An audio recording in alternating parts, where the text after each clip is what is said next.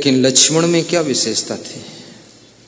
जब सीता का हरण हुआ, राम विह्वल हुए, सीता की खोज कर रहे थे, सुग्रीव से मिलन हुआ, राम बहुत दुखी हुए। किसी की पत्नी का वियोग पति को घायल कर सकता है। राम सिखा रहे हैं कि मैं राम हूं लेकिन फिर भी घायल हूं। तुम अगर ज्ञानी हो तो घायल होने से बच सकते हो। और मनुष्य ऐसा चिपक जाता है एक दूसरे में कि हद कर देता है। आसक्ति बहुत बड़ी चीज है। आज एक नवयुवक मेरे पास आया, बोला कि एक लड़की ने हमारे दिमाग को ऐसा खराब कर दिया, कुछ दिखता ही नहीं। तो हमने कहा देखते क्यों हो कुछ? अब जब दिखता नहीं तो देखने की कोशिश मत करो। क्या दिखता है? बोले वही लड़की दिखती। तो हम कहें ये कुछ कम दिखता है, बहुत बड़ा दिख रहा है। दिख रही है, जाओ उसके पीछे। तो डर अब किस बात का है? बोले सब पूरा विस्फोट होने वाला है। उस लड़की के माँ बाप विस्फोट करेंगे, मेरे माँ बाप विस्फोट करेंगे। तो हमने कहा फिर आकर्षित क्यों हुए तुम? बोले यही तो पता नहीं चला कहाँ से हम फिसल गए। तो हमने कहा अब क्या चाहते हो? बोले कहे अब हमको बचाओ। तो हमने कहा ये साधु बचा सकता है? इतनी रपटीली जगह में फिसले हुए व्यक्ति को साधु कैसे? बोले तुम्हारे अलावा कोई बचा नहीं पाएगा। उसने मोबाइल निकाला, फोटो दिखाया मेरा। बोले आपका फोटो लगा दिया। फिर दूसरा फोटो निकला है, उस लड़की का दिखाया। बोले ये है। तो हमने कहा दोनों कंपटीशन कराना क्या? मेरा फोटो उसका दिखा, मैं कैसे तुमको बचा पाऊंगा? बोले बचा, अब तक मेरे हाथ से 2-3 मर्डर हो जाते, तुमने ही बचाया है। मैंने कहा मैं तो मिला ही नहीं, पहली बार मिलन है। बोले नहीं नहीं प्रभु, मोबाइल के यूट्यूब में प्रवचन सुनता हूं आपका, सारा क्रोध ठंडा हो गया है, वासना ठंडी हुई है, मेरे मन में वैराग्य आ रहा है कि संसार के जाल में फंसने वाला नहीं। तो हमने कहा फिर? बोले इसीलिए आया हूं बहुत दूर से आपके पास, ज्ञान दो, वैराग्य दो, कुछ करो आप। एक ही पॉइंट उसको समझाया तो बोला मैं साधु बनूंगा। तुमने कहा अभी और सोच विचार करो। किसी लड़की में यदि तुम आकर्षित होते हो तो पूरा फ्यूचर आपका बिगड़ने वाला है। यदि कोई लड़की किसी लड़के में आकर्षित होती तो उसका भविष्य सब अंधकार में जाने वाला है। इसलिए बेटियों से कहूंगा किसी लड़के में आकर्षित मत होना, ये मेरा निवेदन है। आकर्षित होना ही है तो आप विद्या अध्ययन में आकर्षित हो जाओ, भक्ति में आकर्षित हो जाओ, सत्संग में डूब जाओ, फिर देखो तुम्हारी जिंदगी में चांद और सूर्य जैसी चमक होगी और कोई आपको डिस्टर्ब करने वाला नहीं होगा।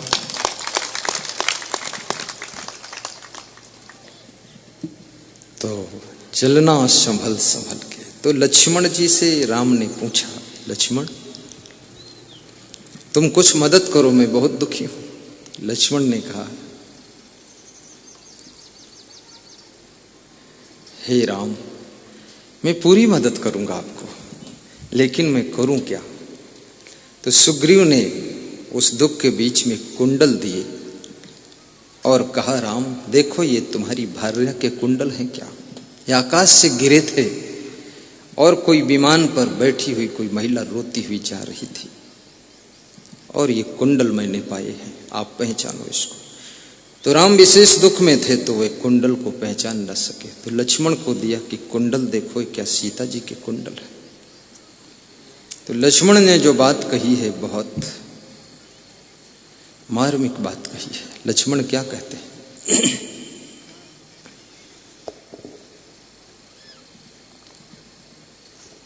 कुंडल की तो बात छोड़ो प्रभु, मैंने तो चरण निहारे हैं, सीता के देखे कान नहीं। कुंडल की तो बात छोड़ो, मैंने उनके कान भी नहीं देखा। लक्ष्मण कितना त्यागी पुरुष है, कान भी नहीं देखा है। तो राम मुस्कुराने लगे कि लक्ष्मण तुम हमसे ज्यादा महान हो, कान भी नहीं देखा तूने तो क्या देखा फिर? तो बोले हैं मैंने तो चरण निहारे हैं, माता के देखे कान नहीं। मैं तो चरणों का सेवक हूँ, मुझे कुंडल की पहचान नहीं। मैं तो चरणों का सेवक हूँ, मुझे कुंडल की पहचान नहीं। मैंने तो चरण निहारे हैं, माता के देखे कान नहीं। इसी महिमा के कारण लक्ष्मण को राम के पड़ोस में मूर्ति लगा दी गई कि तुम इस जगह बैठने योग्य हो, इतना त्याग है तुम्हारे अंदर। और हनुमान जी तो ब्रह्मचारी ही थे। वो भी अशोक वाटिका में जब पहुंचे हनुमान, तो कहा जाता है कि हनुमान ने कहा कि हम तो इधर से तुम्हें साथे में ले चलते माता जी, लेकिन ब्रह्मचारी हूं तो आपको छूं कैसे मैं, नहीं तो ले जाता मैं। भगवान को आना ही नहीं पड़ता और आदेश भी नहीं है कि सीता को ले आना। ब्रह्मचारी की शक्ति बहुत बड़ी होती है, इसलिए शुद्ध ब्रह्मचर्य का पालन भी कीजिए। लक्ष्मण का त्याग, लक्ष्मण का नियम सराहनीय है। सीता जी के चरणों को दर्शन किया है। मैंने तो चरण निहारे हैं, माता के देखे कान नहीं।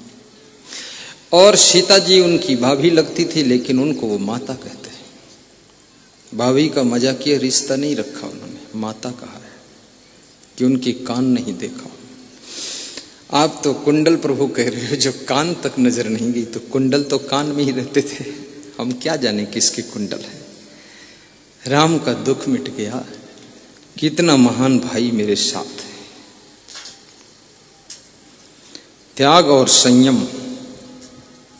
वैराग्य और साधना, ये मनुष्य को महान बनाती है।